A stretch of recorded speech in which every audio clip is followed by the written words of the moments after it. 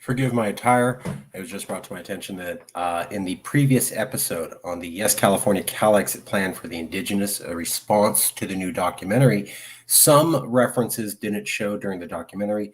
Let me show you those references right now. Only the ones that didn't show in part one. This video is going to come out right after that other one. So you can watch the video. There's a few references where the share screen turned off. I want to share those references now. Here we go.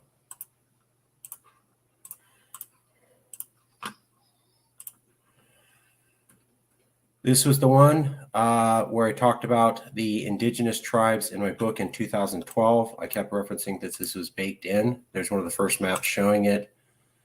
Here is a video that I did 2011, 2012. You can clearly see federal land identified, and I'm talking about returning it to the indigenous. See, there's the word natives, CBF now. That was the name of Calexit before it was even called Sovereign California, and before it was even called Yes California. So this goes back into the proto-history of Calexit, just showing that we were talking about, and I was talking about in the book that started Calexit, returning federal land to the indigenous and making up for the genocide against indigenous.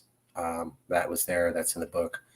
Additionally, I pointed out that indigenous people were part of the first conversation on Calexit. So in 2018, we had the very first discussion about Calexit. This is before we got big at all. There's Sam Chaney. He later became a Yes California member, but this is the very first conversation on Calexit at Fresno Forward. That organization no longer even exists anymore. This goes back years. Look at the right. There's the guy in the white shirt with the tan vest. Next to him is the guy with orange hair and a dark suit. And then next to him is the only woman on the panel. This is the only woman on the panel. Her name is Marta Frausto, and she is Otomi, which is indigenous. And she was an indigenous coordinator with California indigenous tribes for the California government. So she knew a lot of indigenous California tribes, and she knew a lot about California indigenous. And that was the very first meeting of Calexit. There's an indigenous person, an expert in indigenous issues right there. And that's because I talked about it when the book first came out, Returning Federal Land. Here's the other map we talked about, the genocide. We were the only group to do this.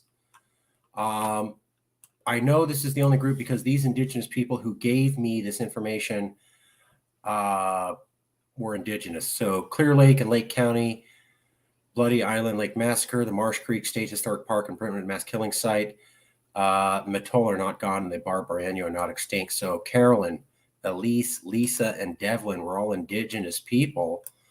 And they said, you know, no one's making a map like this at all.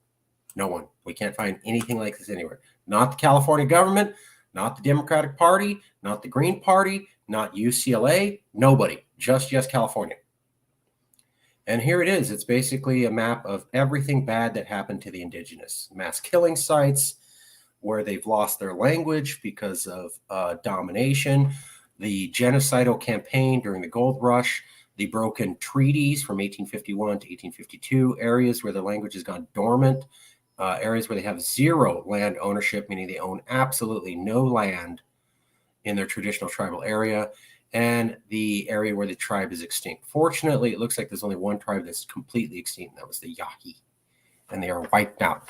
You can see they're right next to these dark black circles. That's the gold rush area and where most of the genocides happen. And then you can see a lot of killings between the two bubbles of black, which was the gold rush area. And then that's where a lot of tribes were damaged and hurt. And the blue squares are the broken treaties that were never recognized. That is the impact of California history on Native tribes. These indigenous people who corrected the map told me no one else is doing it, and it's just us. It comes from all of these references. Another reference. Oh, we also put this in there. This is one of the receipts for indigenous heads paid by the California government. That word is called paid. And that is the state of California paying people for dead indigenous heads as part of the genocidal campaign. We did not shy away from bringing that up. Here's the original map of the broken treaties. That's also included. Here's the original picture of Manifest Destiny, also referenced in the documentary. And we pointed out, see, there's the indigenous running for their lives because the white people are coming to kill them. So that was all there. So this is the map that was referenced but not shown. We're the only people doing it, and it was baked in at the very beginning with Indigenous participation from the start. And here is the title of those essays, both written in 2018 when we released the plan. That's it. Watch the rest of the other show for the background. These are just the missing references. Want to make sure they're in and documented so everybody knows it's legit and we were talking about it. Watch the first 40, 50-minute view, then watch this one for these last-minute references, and you can see everything we've done. Thank you very much, and apologize for the mistake. Thank you for the viewers pointing that out to us.